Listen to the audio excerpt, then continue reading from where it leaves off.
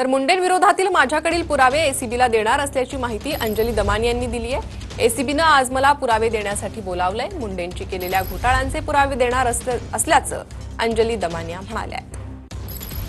तर मुंडेंनी जे घोटाळे केले त्या संदर्भात एसीबीला पुरावे देणार असा दावा अंजली दमानी यांनी केलाय। एसीबीनं आज मला पुरावे देण्यासाठी बोलावलं असल्याचं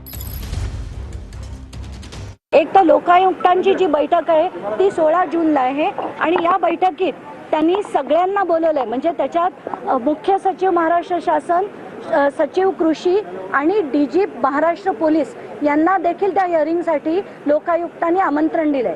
या व्यतिरिक्त काल रात्री माझ्याकडे अँटी करप्शन ब्युरोकडनं अचानकपणे एक ईमेल आली।